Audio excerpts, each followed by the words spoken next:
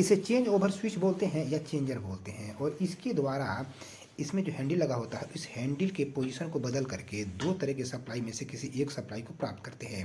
आवश्यकता अनुसार इसके हैंडल के पोजीशन को बदल करके दो में से किसी एक सप्लाई को प्राप्त करते हैं। तो इसके इंटरनल स्ट्रक्चर में देखेंगे कि यहाँ क्या एक टर्मिनल और यहाँ के एक टर्मिनल, दोनों टर्मिनल आपस में कॉपर प्लेट के द्वारा जुड़े होते हैं जिसको मेन मानते हैं। फिर यहाँ और ये दोनों जो टर्मिनल होते हैं वो आपस में जुड़े होते हैं जिसको मेन मानते हैं। और यहाँ 220 वोल्ट की एसी सप्लाई देते हैं, एक यहाँ देंगे और एक यहाँ देंगे, एक यहाँ पर न्यूट्रल देंगे और एक फेज सप्लाई देंगे।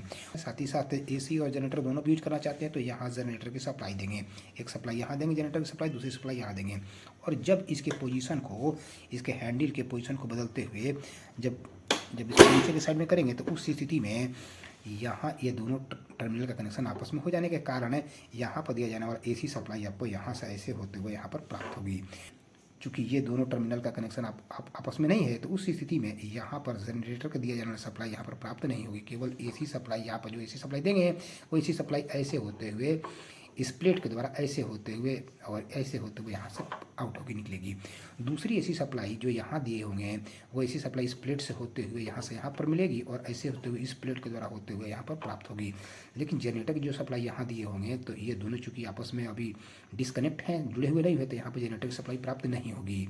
और अगर जनरेटर के पोजीशन में इस चेंजर को कर रखेंगे, यानी कि इसको डाउन के पोजीशन में रखेंगे, इसके हैंडल को जब हम डाउन के पोजीशन में करेंगे तो उस स्थिति में, जब इसको डाउन के पोजीशन में करेंगे तो उस स्थिति में यहाँ देखेंगे कि ये जो है यहाँ पर दिया जाने वाला जनरेटर की सप्लाई ऐसे होते हुए इस प्लेट के द्वारा यहाँ प्राप्त होगी। और चूँकि यहाँ से यहाँ इसका कनेक्शन अब डिस्कनेक्ट हो चुका है तो उस स्थिति में यहाँ पर दिया जाने वाला एसी सप्लाई यहाँ पर प्राप्त नहीं होगी।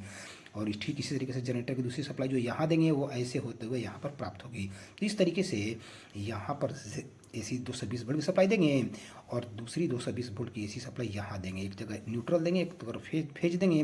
और जनरेटर की सप्लाई एक यहाँ देंगे और एक यहाँ देंगे। और ये मेन से जनरेटर, कभी जनरेटर की और कभी एसी की सप्लाई यहाँ से प्राप्त करेंगे। और दूसरा मेन जो यहाँ है यहाँ से कभी जनरेटर की और कभी एसी सप्लाई यहाँ से प्राप्त करेंगे।